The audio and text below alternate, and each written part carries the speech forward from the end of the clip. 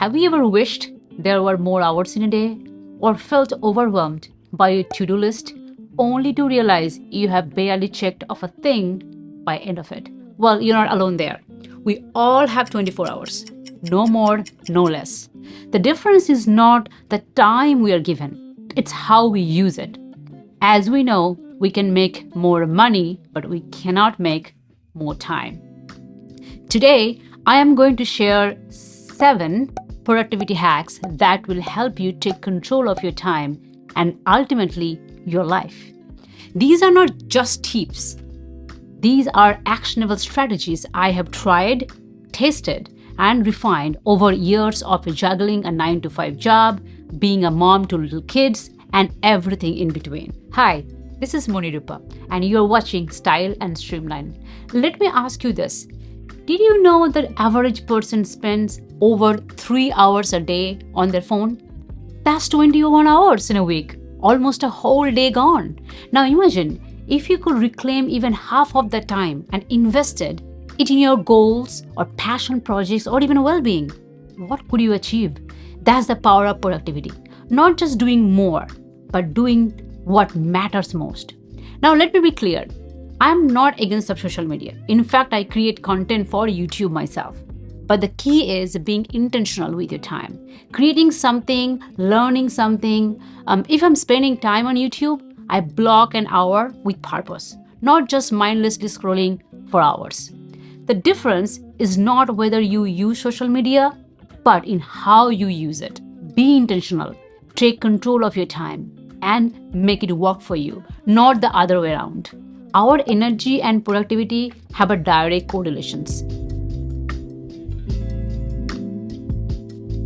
Let's talk about protecting your energy because it is the most important factor in productivity. Have you ever been part of a conversation that left you feeling drained and yet you could not quite put your finger on why? That's because negativity does not drain your mood. It clutters your minds, wastes your focus. We often overlook how much mental space negative discussion or gossip can take up. When I was juggling multiple projects in my office and trying to stay top of everything, I found myself in constant draining conversation at work. There was always someone bring up unnecessary discussions that had nothing to do with me. And I realized how much it affected my productivity. Well, it was hard, but eventually I made a shift.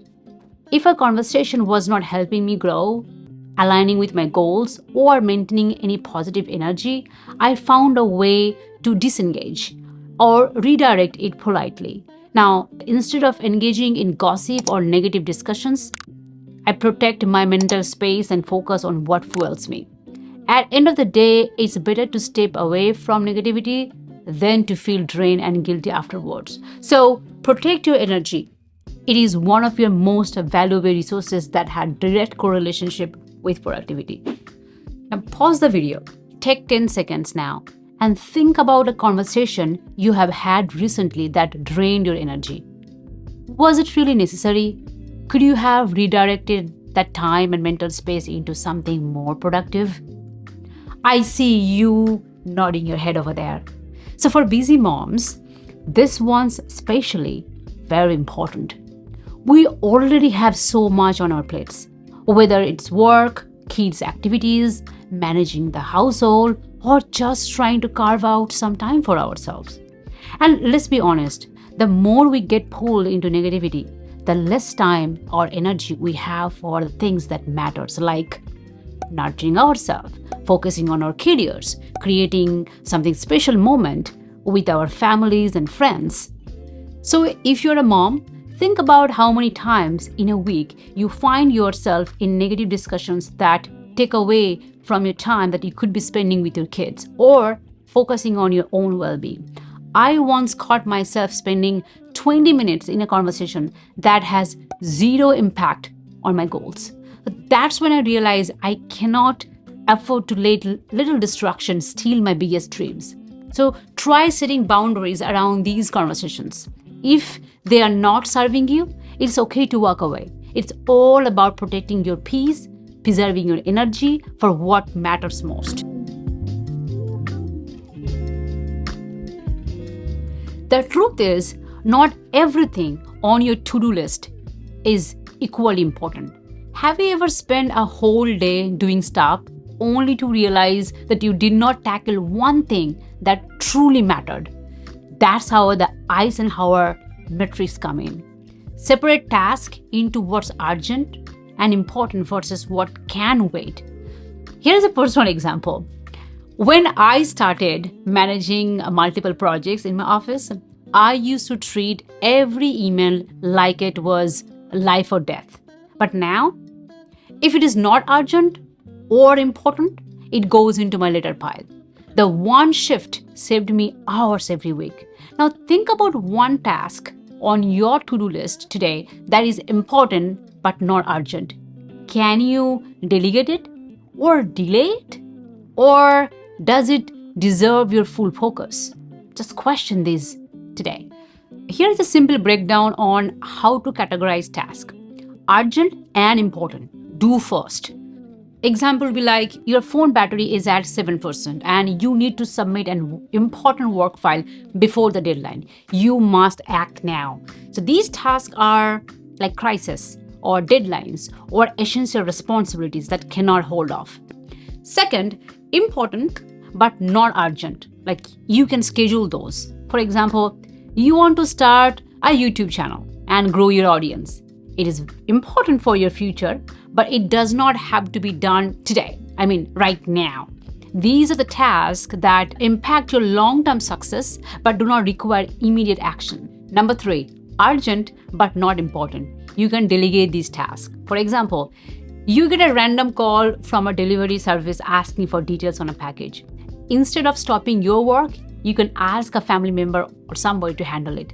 So these are the tasks that seem urgent but do not necessarily require your attention.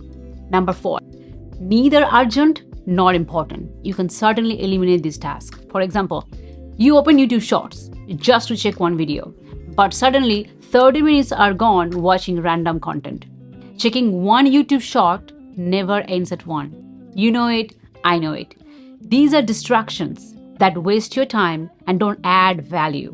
What's one task you can move from urgent to schedule today? Or maybe you can eliminate. One of the biggest mistakes we often make is letting our schedules control us instead of the other way around. Time blocking changes that. This technique is simple but very powerful. Instead of working off a never-ending to-do list, you assign specific tasks to specific time slots. What I mean by that? So I started time blocking a few years ago and it was a game changer.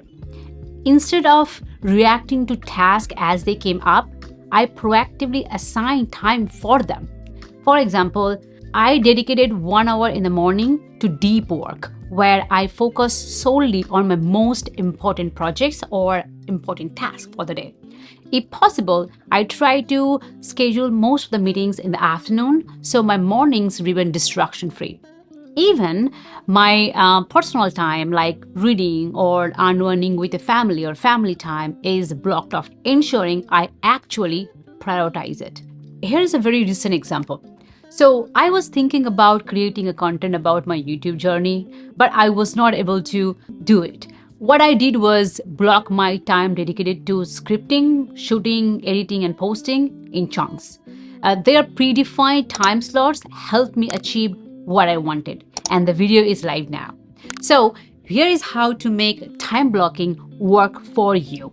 First of all, identify your priorities.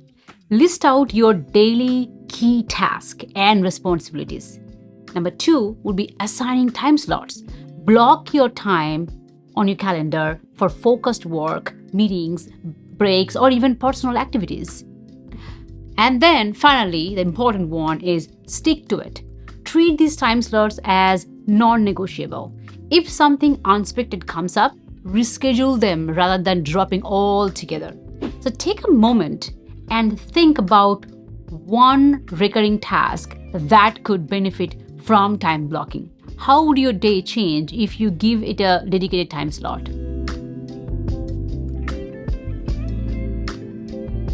So procrastination kills productivity. But one of the best ways to beat that is 2 minutes rule. The idea is simple. If a task takes less than 2 minutes, do it immediately. This rule is fantastic for clearing your mental clutter, like quick email or filing documentation or scheduling a meeting with your boss or a friend. Not every 2-minute task is worth interrupting though. If you find yourself stuck doing a lot of little things all day, you are not actually being productive. You are just busy. So here is how to balance this. So reserve a specific time for batch processing these 2-minute tasks. For example, instead of replying to every email as it arrives, set aside 30 minutes in the afternoon to handle all your quick tasks in the scope. This way, you are not derailing your focus for something that can wait. So let me share what I do.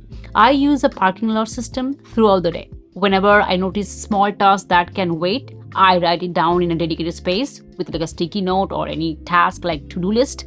Then during my designated quick task time, knock them all out at once. So remember, the 2-minute rule is a tool, not a trap. Use it wisely by batching tasks and staying focused on what truly moves the needle. But when I started following the 2-minute rule, I stopped overthinking and just got things done. Need to respond to a short email? Do it right now. Need to put a document back to your folder? Do it now. Or need to refill your water bottle? I know it's pretty simple, but do it now. So by taking care of a small task immediately, you clear up mental space for bigger priorities. It's simple shift, but it makes a huge impact. What's one small thing on your list that you can complete in next 2 minutes? Try it right now. Distractions are the silent killers of productivity. Research says that a 5-minute interruption can break your focus and take more than 20 minutes to regain.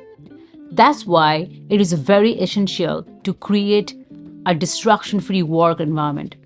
When I was working from home with 2 little kids running around, I struggled to focus. My biggest breakthrough? Designating a distraction-free zone. For me, this meant setting up a dedicated workspace and using noise-canceling headphones. Now, I know not all of us might have a separate room, but we could always use a local library, or if the kids could play outside or in a separate play zone. I also started using do not disturb mode on my phone during deep work hours, and the result, my productivity skyrocketed. I can give you another example. Recently, I was working on a major project and my phone was buzzing every 5 minutes. I finally turned it off completely, and what usually took 3 hours, I finished in 90 minutes, and that's real data. So here is how you can create your own distraction-free zone. Find a dedicated workspace, even it's just a small corner of your home, or make it a focus-only area. Silence notifications. So turn off non-essential alerts and put your phone on silent or in another room. Set clear boundaries, like if you live with others, let them know politely when you need uninterrupted time. Use focus enhancing tools like app called Forest or Freedom or Focus Mode can help you stay on track. What's one distraction that consistently pulls you away from work?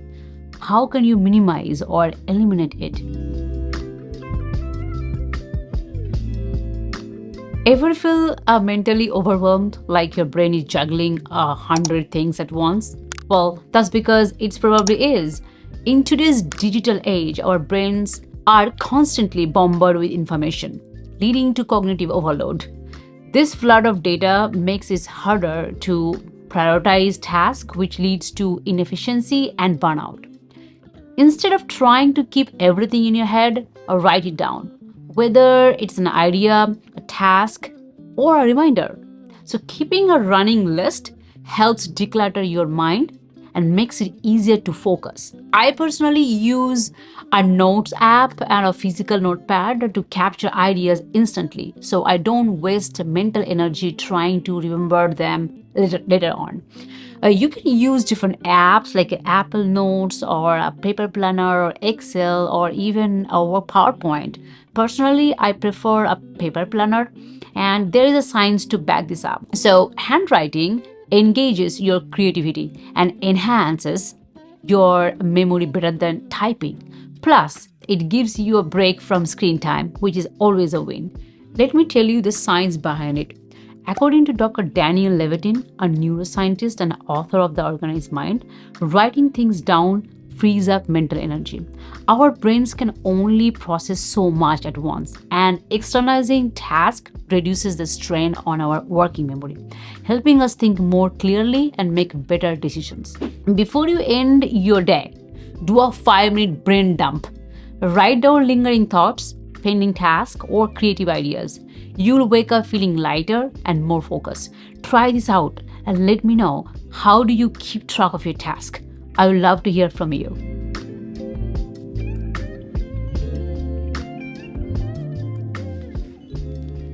Productivity is not just about working harder. It's about working smarter, just like Productivity Ninja. The best way to ensure you are staying on track is to reflect regularly. Every Sunday, I take few minutes to review my week. I ask myself, what went well? What needs improvement? What will I focus on next week? This small habit has made a massive difference in my progress. It helps me catch inefficiencies and make adjustments before they become bad habits. I use a simple journaling technique. Write down 3 wins, maybe 1 challenge or 1 adjustment for the next week. It's a quick 5-minute exercise that keeps me on track. I challenge you to take 10 minutes this week to reflect on your productivity. What's working for you? What needs improvement? Alright, let's do a quick recap to lock in these strategies, because information without action is just entertainment. 1. Protect your energy. Set boundaries, limit negativity, and focus on what fuels your productivity. 2. Prioritize with purpose. Remember the Eisenhower matrix to understand about urgency and importance. 3. Time block like a pro. Assign every task a specific time slot instead of leaving to chance. 4. Use the 2-minute rule. If a task takes 2 minutes or less, do it immediately. Stop letting tiny things pile up. 5. Build a distraction-free zone. Create an environment that helps you focus. 6. Declutter your mind and boost your productivity. Instead of trying to keep everything in your head, write it down. 7. Reflect and optimize. Take time to reflect on your productivity habits. So these are not just tips. They are habits that will transform how you work and live. So here is my challenge for you. Pick one strategy we talk about today. Just one. Maybe it is time blocking, or the 2-minute rule, or eliminating a major distraction. Commit to trying it for 1 week and see how it transforms your day. Here's a great quote from Atomic Habits by James Clear on productivity. You do not rise to the level of your goals. You fall to the level of your systems. This emphasizes that productivity is not just about seeing ambitious goals. It's about building effective systems and habits that make progress inevitable. It is not about being perfect. It's about being intentional. Small, consistent changes lead to big results over time. It is not about doing more. It is about doing what matters most to you. These strategies will help you take control of your time so you can focus on what truly moves the needle in your life. We can always make more money, but never more time. When you master your time, you master your life. Thank you for spending this time with me. Let's keep building a life that's not just productive, but purposeful. If you found these tips helpful, hit the like button and subscribe for more. And drop in your comments. Let's chat. Until next time, stay styled and streamlined.